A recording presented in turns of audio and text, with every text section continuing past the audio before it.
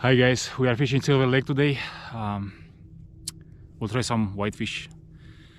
If that doesn't happen, hopefully we'll be able to hook into some burbot, maybe walleye.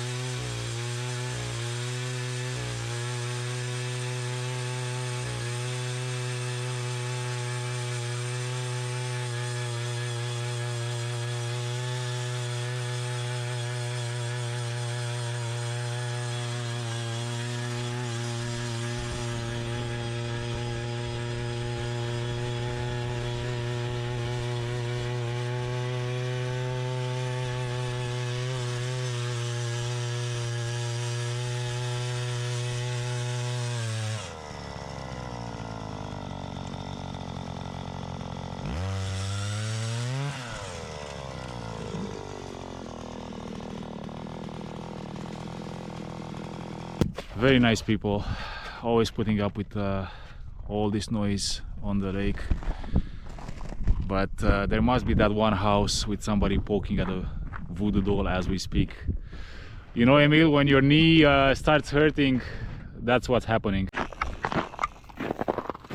We got the first fish of the day, guys. It's something small. I think it's a whitefish or something. Well, that's what we're after. That's what we are after. Here, let me help you with that.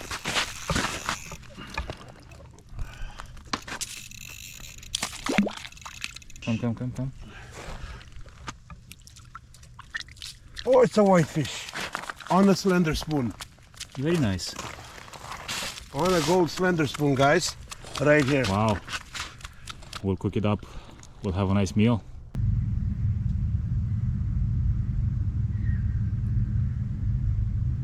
It's just sticking to the bottom. Maybe it's a burbot.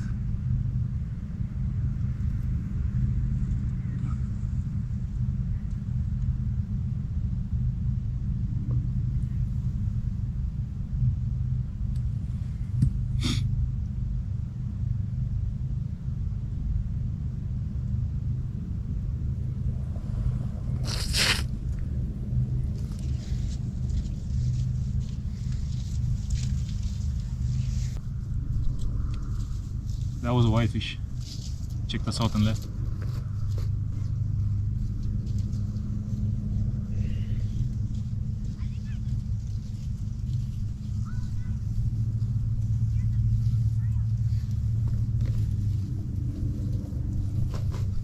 They're just not too convinced about the wireworms.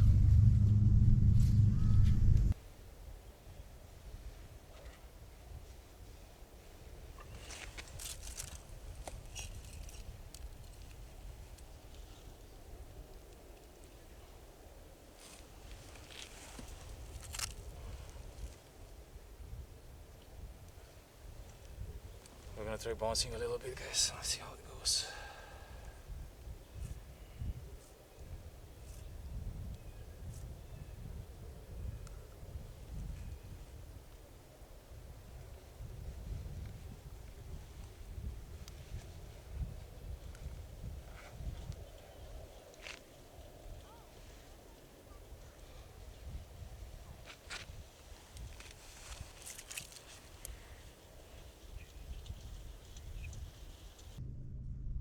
That's why we call it bouncing. We just pretty much bounce our weight off the bottom.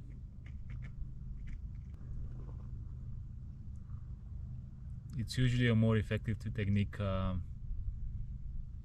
late February when burbot is in full spawn. Late February, beginning of March. We're gonna switch spots. We're gonna head over to Range Road 20, right? Yeah. Range Road 20.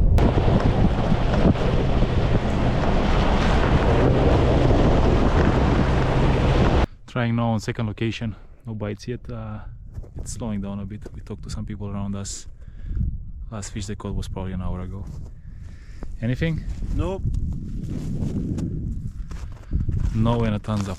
So that's a very positive attitude. Well, the sun came out at least. This is what we call in Alberta sun tanning weather. Plus 3 degrees in the winter. That would be sun tanning weather, guys. We're gonna try a bit more. I think it's time to start the fire and maybe cook some fish. What do you guys think?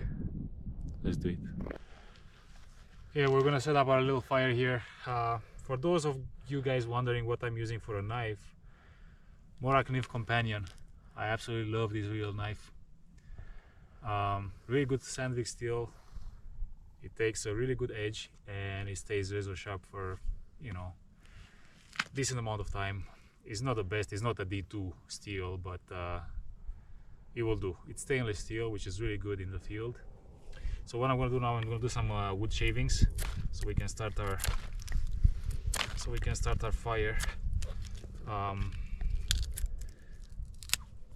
I just realized we don't have that many pieces of cardboard or paper, so we're gonna have to do some shavings first, and then hopefully we'll get a fire out of that. Stop.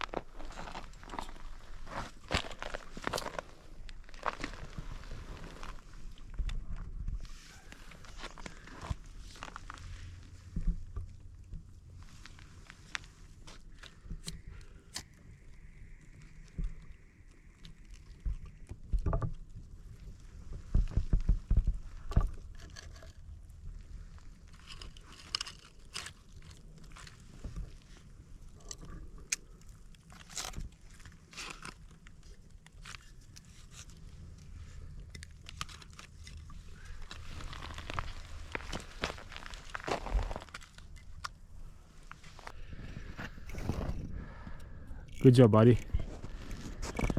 You know what they say? Another one bites the dust. Another one bites the dust. Another one bites the dust. Yeah, buddy. Woo. That's a nice big whitefish.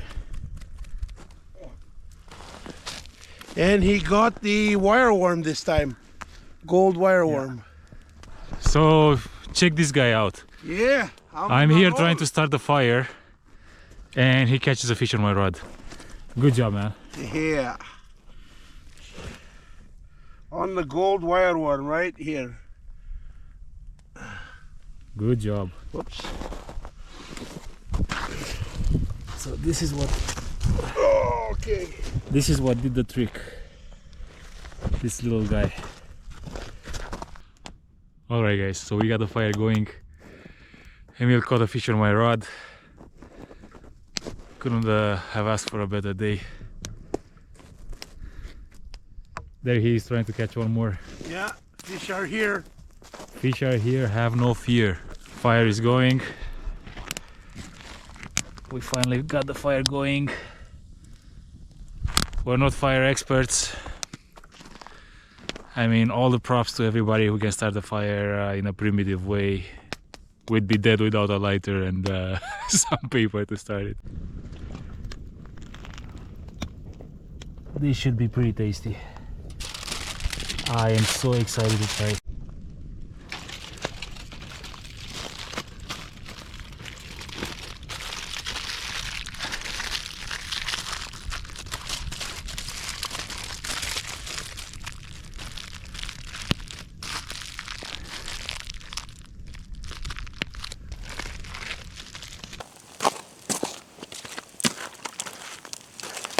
Okay, time to flip this bad boy. It's been cooking on that side for about 10 minutes now. Just gonna flip it over.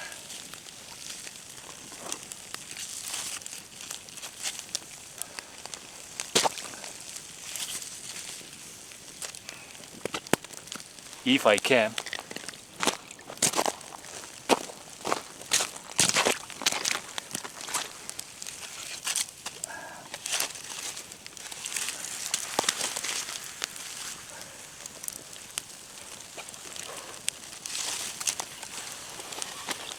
Oh, I think we're having a disaster here, guys. Fish is going in the water. Nope. Nope, nope, nope.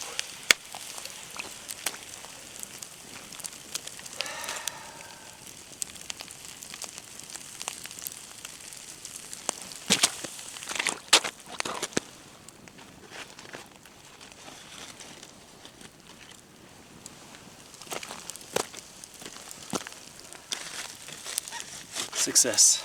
I managed to flip it without burning my hands too badly. It's time to check on this fish, see if it's ready. I have a good feeling about this. Oh yeah, it looks good. I think it's time to eat. It's a bit hot. I gotta tame these embers down a bit so I can grab this fish without burning my hand.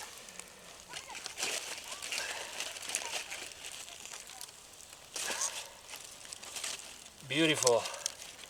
Best platter in the world. Let's check it out.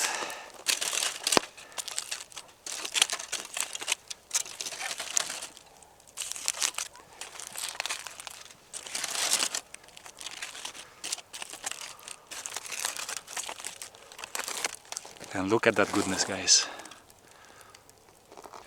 So we managed to pull it through, guys. Let's have a taste. First taste. I brought some bread this time. We gotta have bread. Funny story about this, I gotta tell you in a bit. But I gotta taste this first. Yeah. Delicious. I think that garlic did the trick. Mm-hmm. This garlic released its flavor all over. And the Romanian spice. The Romanian spice, I wouldn't call it the Romanian spice. It's something we use in Eastern Europe. It's called, like I said, it's called vegeta. It's hold on, I want to show you guys what we're eating here. Look at this beauty. Nice white meat. Lake whitefish. So I was talking about bread. Funny story, remember when I took Megan to Romania? Yeah. Megan is my wife, by the way. So we traveled to Romania, we traveled with a local airline, which is Tarom. So we flew from Canada to Frankfurt, from Frankfurt to Bucharest. So Frankfurt to Bucharest was with this little Romanian airline, Tarom. And on the flight to Romania, they fed us our meal. And after they showed up with a platter full of bread, walking on the aisle and asking who wants more bread, my wife found it hilarious because it's pretty much the only airline we flew with where they asked us if we want extra bread. So that goes to show Romanians like their bread. So we eat this fish on the ice, guys. We're gonna keep a fish each, take it home. Trying to navigate the bones a bit. As I said before, we're used to eating bony fish. Just gotta be careful. Pay attention to what you're doing. If I was feeding this to my kids, absolutely, I would go through it and take all the bones out. Funny story here, last year we fished by Range Road 23 there. We pretty much fished there all day. And when we decided to head home, we wanted to buy some more lures, and there's a gas station here. Where is that gas station? I don't know the name, but yeah, it's just towards town there. Instead of heading home the same way we came, we decided to drive across the lake and take that far exit by the skating rink. By the skating ring, yeah. Yeah. So we drove and drove, and you know, as we drove, we saw less and less fishermen. We saw less and less pickup trucks, shacks. We assumed it's because it was getting late, it was getting dark. So as we come around the rink to head for the exit, I start noticing slush. He's like, gun it, just do it, just gun it. Okay, so I did that. We tried to go through. We got stuck right away, obviously. We were in a little Toyota Echo front wheel drive. We got buried all the way to our axles. And I remember I was like, oh my God, we're gonna go down, we're gonna sink. He had to get out, start pushing. Car was not going anywhere. We just rocket back and forth from the gas pedal. He got soaked. Soaked. He got soaked because he was right behind my front wheel, which was spinning and splashing him with mud, mud and water and whatever else was there. And that night, I don't know how, there was this little Subaru that showed up, gunning it towards us. And first I didn't know what he was doing. I thought he was just trying to pass us and head for the exit. So I told Emil, man, just get out and wave at this guy. He's gonna get stuck right next to us.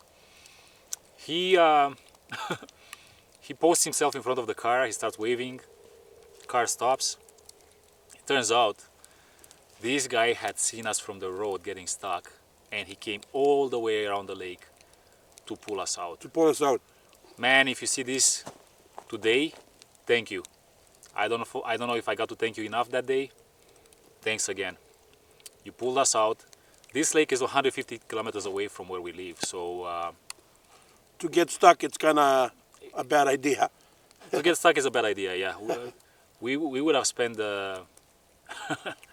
we would have spent a night on the ice. I mean, we called some friends back home. By the time they would have been here, it would have been like hour and a half, 2 hours. It was already late. He was soaked. I mean, that's the only time I got stuck in that car, by the way. But man, what a night. It's a great day on Sylvan Lake, guys. Beautiful weather. We got to catch some fish. We got to eat some fish. Yeah, 3 fish. Emil already finished his meal. He must have really liked it. I'm almost done mine. And I think we're going to start packing up and head home. We'll see you guys next time. Tight lines.